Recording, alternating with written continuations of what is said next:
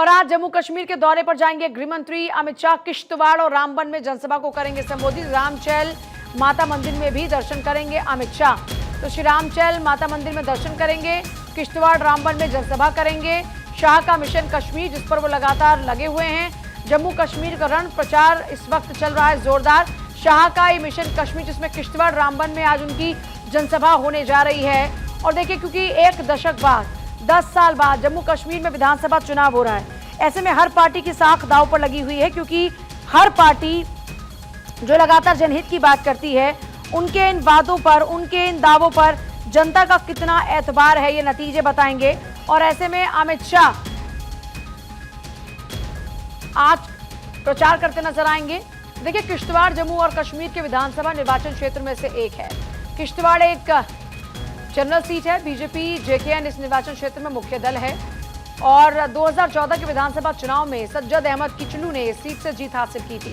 2014 के विधानसभा चुनाव में सज्जाद अहमद किचलू को 37.48% वोट शेयर के साथ ही 19,248 वोट हासिल हुए थे। किश्तवाड़ विधानसभा सीट की बात करते हैं, इसके इतिहास की अगर बात करते हैं तो देखिए, पार्टी कैंडिडेट की बात करते हैं, अगर परिणाम की बात करते हैं तो 2008 में जेकेएन सज्जाद अहमद किचलू जीते। 2008 में बीजेपी के सुनील कुमार दूसरे नंबर पर रहे। इसी तरीके से 2014 के विधानसभा चुनाव में बीजेपी के सुनील कुमार शर्मा ने 2852 वोटों के अंतर से सीट पर जीत हासिल की थी। उनको 45.37% वोट शेयर के साथ 28,054 वोट मिले थे और जेकेएन के सज्जाद अहमद किचलू को हराया था। 25,202 वोट उनको मिले थे और उनका वोट परसेंट रहा था 40.76, यानी 40.76। अब किश्तवाड़ विधानसभा सीट की बात करते हैं तो उसके इतिहास की हम जब आपको बात करें तो बारीकी से आपको बता रहे हैं कि किस साल में कौन सी पार्टी कहां पर रही। 2014 की बात करते हैं, बीजेपी के सुनील कुमार जीते, जेकेएन के सज्जाद अहमद किचलू दूसरे नंबर पर रहे, जबकि इससे पहले उन्होंने जीत हासिल की थी। 2014 में सज्जाद अहमद किचलू दूसरे नंबर पर रहते हैं और यहां पर हार जाते हैं। और देखिए, क्योंकि बीजेपी लगातार मिशन कश्मीर पर है, ऐसे में गृह मंत्री अमित शाह की 3 जनसभाएं होने वाली हैं और पडेर में उनकी पहली जनसभा होगी। लेकिन इस बीच आप देखिए, जम्मू कश्मीर विधानसभा चुनाव 2014 के रिजल्ट की बात करते हैं तो यहाँ पर देखिए 87 सीट पे 44 जिसके पास होंगी वो सत्ता पर काबिज होगा। जम्मू संभाग की 16 सीटों पर चुनाव पहले चरण में होगा, 3 चरणों में, क्योंकि यहाँ पर मतदान की प्रक्रिया संपन्न होगी। पहले चरण की बात करते हैं, पहले चरण की जम्मू संभाग की 16 सीटों पर चुनाव होगा। इसके अलावा देखिए, आगे बढ़कर अगर बात करते हैं तो कश्मीर संभाग की 8 सीटों पर भी पहले चरण में चुनाव होगा। तो पहले चरण में जम्मू संभाग की कितनी, कश्मीर संभाग की कितनी, आपके सामने टीवी स्क्रीन पर है।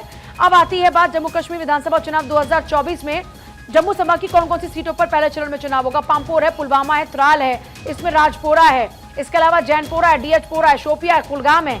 जम्मू संभाग की 16 सीटों में देवसर, कोकरनाग, डोरू और अनंतनाग भी शामिल है।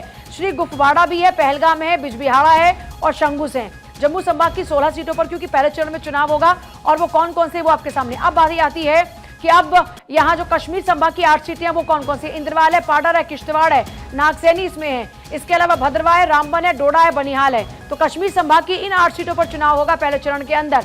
तो ये कश्मीर संभाग की 8 है। इससे पहले जम्मू कश्मीर की 16 सीटें आपने देखी किस किस पर चुनाव हो रहा है। कुल 87 सीटें हैं, बहुमत 44 है। पीडीपी के पास पिछली बार 28, बीजेपी के पास 25, नेशनल कॉन्फ्रेंस के पास 15, कांग्रेस के पास 12 और अन्य के पास में 7 का आंकड़ा था पिछली बार 2014 का, यानी विधानसभा चुनाव, क्योंकि जो लास्ट इलेक्शन हुआ वो 2014 में हुआ था और अब 10 साल बाद इलेक्शन इस बार होने जा रहा है। तो ये पिछली बार के आंकड़े इस वक्त आपके सामने कि 2014 के जब चुनावी नतीजे आए थे, किसी भी पार्टी के पास में बहुमत नहीं था, इसलिए पीडीपी और बीजेपी को मिलकर सरकार बनानी पड़ी, जो कि ज्यादा दिन तक चली नहीं।